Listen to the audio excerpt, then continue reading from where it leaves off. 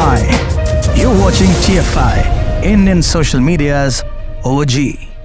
The dynamics of the Yemeni conflict emphasize the rising maritime threats posed by the Houthi rebels and the potential involvement of Iran.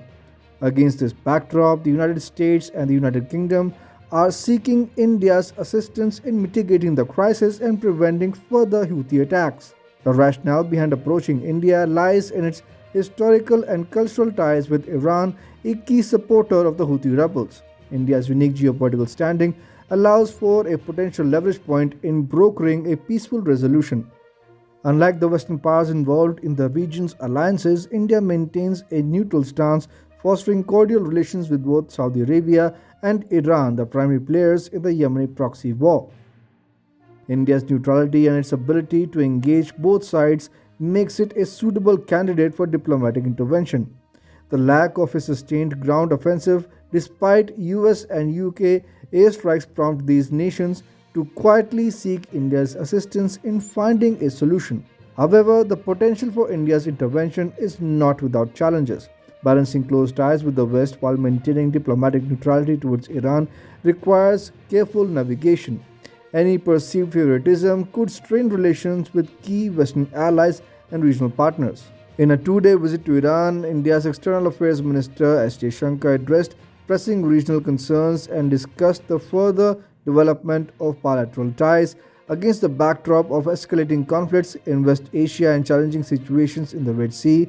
Jaishankar's visit underscores the importance of diplomatic engagement in navigating complex geopolitical dynamics. Jaishankar expressed serious concerns over the attacks on ships in the vicinity of India, emphasizing their grave implications for the international community. He highlighted the direct impact of such threats on India's energy and economic interests, emphasizing that the current situation is detrimental to all parties involved. This concern reflects the global recognition of the need for a concerted effort to address maritime security challenges. The escalation of attacks by the Yemeni Houthi militia on ships in the Red Sea has inflicted a significant economic toll on Indian exports, leading to a more than twofold increase in costs, industry officials have revealed.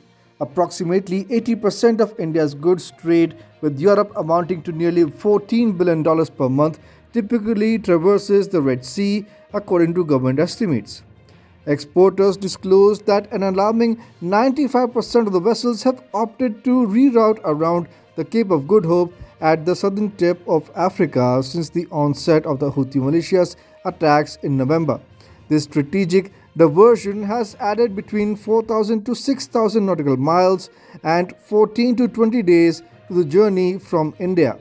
The consequence has been a dramatic surge in shipping costs, with the expense of a 24-foot shipping container from India to Europe, the western coast of America, and the UK skyrocketing from $1,600 to $1,500 post-Red Sea attacks, as highlighted by four exporters, including the chairman of an export association. Arun Kumar Garodia, chairman of the Engineering Export Promotion Council of India or EEPC, lamented the severe impact on profit margins, emphasizing that most buyers are reluctant to entertain price revisions. He projected that Indian exports worth at least $10 billion would bear the brunt in the fiscal year ending March 2024, attributing to this predicament in the rising shipping costs and delays in order deliveries. Furthermore, shipping companies are reportedly contemplating additional hikes in freight costs later this week, exacerbating the challenges faced by exporters. In addition to financial strain, exporters disclosed that approximately a quarter of this month's exports are currently held up due to disruptions in shipping schedules. Satya Srinivas, a senior official from the Indian Trade Ministry, expounded on the broader repercussions, stating that the sailing of most ships has been impacted and delayed by 2 to 3 weeks due to the extended routes taken by incoming vessels. The economic repercussions of the Red Sea attacks extend beyond the immediate financial losses, manifesting in a ripple effect throughout the supply chain. Exporters are grappling with a precarious landscape where the retainability of shipping schedules has been undermined, leading to uncertainty in meeting contractual obligations and delivery deadlines. The compounding delays have implications not only for Indian exporters but also for international businesses reliant on timely shipments from India. The situation is compounded by the fact that exporters are contending not only with increased shipping costs but also with the prospect of further hikes in freight charges. This ominous threat adds a layer of uncertainty to the already precarious economic environment. The magnitude of the impact is underscored by the fact that a substantial percentage of India's monthly trade with Europe, a crucial economic partner, is imperiled by these developments. As the economic narrative for Indian exporters becomes one of the heightened vulnerability, the role of diplomacy in resolving the root causes of the Red Sea attacks is crucial. The economic repercussions extend beyond immediate financial losses, affecting the reliability of shipping schedules and causing uncertainty in meeting contractual obligations and delivery deadlines. During his visit, Jaishankar held crucial meetings with top Iranian officials, including President Ibrahim Raisi and Foreign Affairs Minister Hossein Amir Abdullahian. The discussions aimed to strengthen ties between the two nations, with Jaishankar conveying Prime Minister Narendra Modi's greetings and seeking guidance on the further development of the relationship. The ongoing communication between Modi and Raisi signals a commitment to maintaining dialogue amid complex regional dynamics. Jaishankar extended condolences over the recent Kerman attack and discussed the deeply concerning situation in Gaza. Reiterating India's unwavering stance against terrorism, he emphasized the need to prevent the loss of civilian lives in any conflict situation. The minister called for restraint, urging all parties to avoid provocative actions and work towards dialogue and diplomacy. The joint press statement emphasized the exchange of perspectives and assessments on regional and global issues. Both India and Iran expressed concern over recent events in West Asia and underscored the importance of preventing further escalation of violence and hostilities.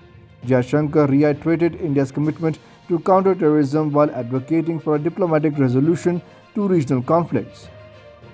Addressing the threats to maritime shipping in the region, Jaishankar stressed the urgent need to address the issue promptly.